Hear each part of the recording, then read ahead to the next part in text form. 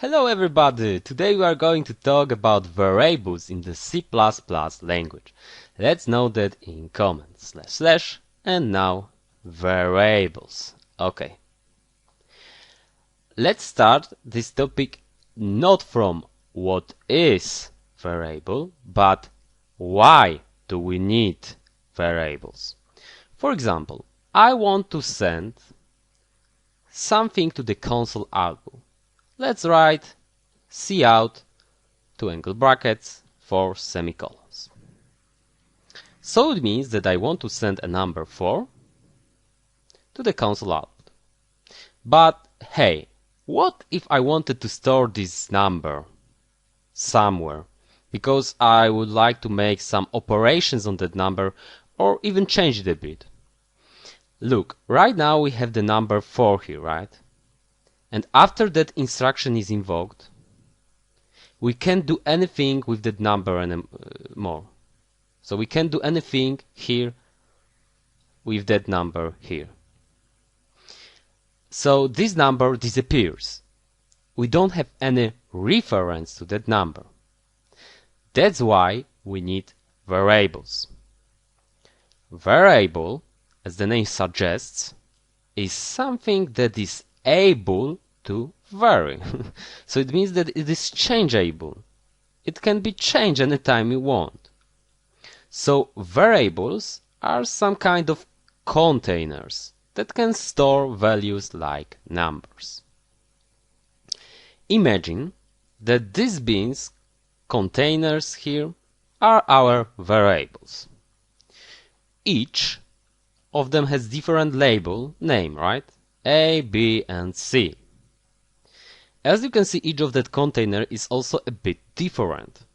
They have different shapes. It means that containers, variables, can store different values, different type of values. Now we have discovered a new thing, the type of variable. The type describes what can we put into our containers variables. Okay, let's create variable in our program. Let's name it A. We have got only label now, name of our container variable. We have to also describe what can we put into our container variable. So we have to declare the type of variable. Let's start from the int, which stands for integer. Integer are numbers that have no fractional part and they can be negative. So now we can assign to our variable only integer. By assign, I'm meaning putting something into that variable, right? But let's stop for a second and think about memory in our PC. Is it unlimited? No. It is limited by our hardware because we can only assign subset of integer numbers. In our situation, we are allowed to assign to our variable named A numbers that range from -2 billions to about +2 billions. Let's do that. A equals, for example, 4. The equal sign allows us to assign values to our variables. The process of assigning value to variable is called initialization.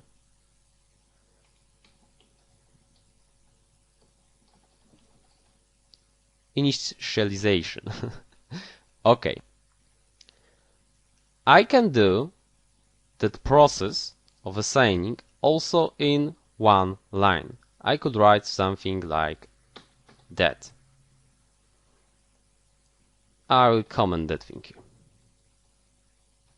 Okay, but let's assume I want to assign variable to variable A something like, for example, I can't do it because this value is greater than 2 billions, okay? And it's really good idea that we can do it because we would take too much memory in our PC. We don't need that number for all the situations, right? Okay. Now I will say something very important. When you look at any book, what is the easiest way to find something inside? If I give you, for example, one section of book, or even only one word, and I will tell you to find this section inside a book that has 1000 pages, I'm sure it will take you a very long time to complete the task, right? What about the same situation, but now I'm giving you the number of page? You will find it probably almost instantly, right? In programming world, that situation is almost the same. The section word in our program is called label or name of variable, right? The page number is called address. Okay. So by using variable address, we can get to values faster. But this is a bit advanced topic and it is connected with pointers. We'll explain it later very precisely.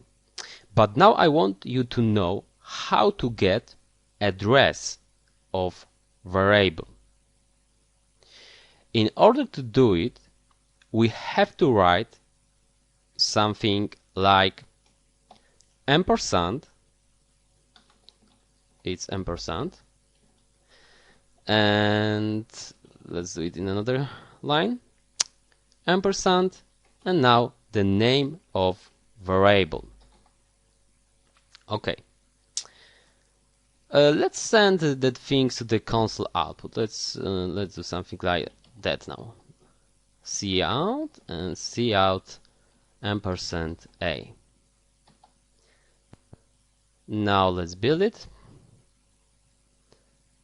And as we can see, we have everything in one line. So we will add here something like and all. L stands here for line, so that thing here is indicating the end of line and it's adding the enter at the end, right? So now when I build it, as you can see, we have in 2 lines 4. In the first line there is 4, right? And in the second line we have the address of that 4. So we have the address of the variable. When we write something like a, we are declaring variable. Declaring means that we are informing compiler that there will be somewhere in our program something named in our situation a. When we write something like int a, in the C++ language, we are also defining variable. Defining means declaring, and in addition to this, we are also reserving, allocating space in memory. In our situation, we are allocating space for the variable that is integer, right? Int allocates 4 bytes of memory. 1 byte is 8 bits. So we are allocating 32 of bits in PCs and memory. Bits are zeros or one signs. So we are allocating in one sequence somewhere in our memory 32 places that can be filled with 0 or 1s. As I said in the first lesson, that sequence of 0 and 1s can be translated to our language, or our language can be translated to that sequence, right? And as I said earlier, variable values can be changed anytime. In the second lesson, I was talking a lot about that compiler is reading everything from the top to the bottom, right? So if I write something like that, and I will copy that thing, what will our compiler do now? Let's start from the beginning, because our compiler is doing it that way. So our compiler is including the IOStream library. It will use the std namespace, and then it will invoke the main function. In that line, int a equals 4, our compiler will be informed about existence of variable named a. It will also allocate somewhere 4 bytes of memory, and because of initialization, that equal sign, right? It will change sequence of 0 and 1s to represent number 4 in our PC language, right? After compiler will print to the console output value and address of our variable here. Here, a equals 10, our compiler will change value of variable named a. So it will change a bit that sequence of 0 and 1s. But it won't change the address of variable, of course, right? And let's compile it. As we can see, the number has changed, but the address is still the same.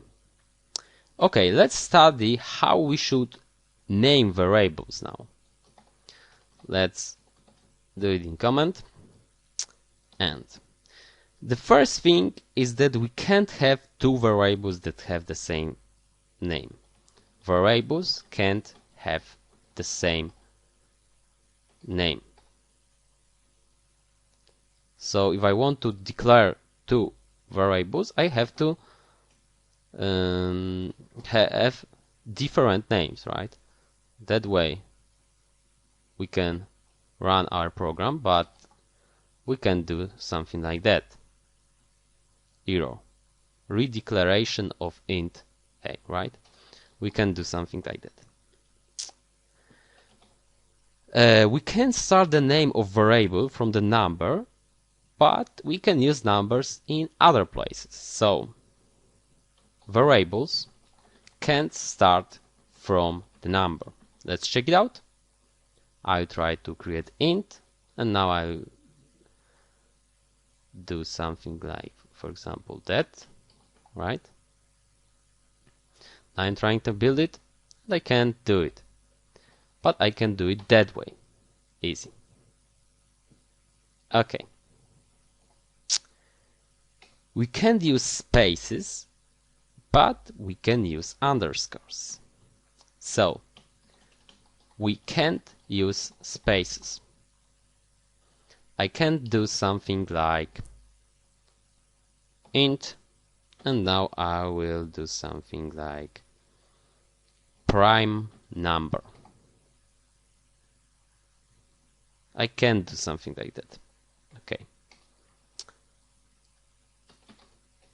But we can use, of course, the underscores, so I can do it that way. Prime number. That's all right. We can execute our program. When we declare variables, we should try to make them self-descriptive. Self-descriptive means that we should be able to guess by looking at the name of variable what is that variable created for. For example, we can write int prime number, right? Or maybe I can do it even that way, int prime number. I can do it prime nr, and I can do it also that way, I prime number. The I prefix here, let us guess by just looking at the name that the type of variables is integer, right? Because I int, right? And this notation, that one here, is called, I will tab it, Hungarian notation. You can type it in Google and you can read about other types.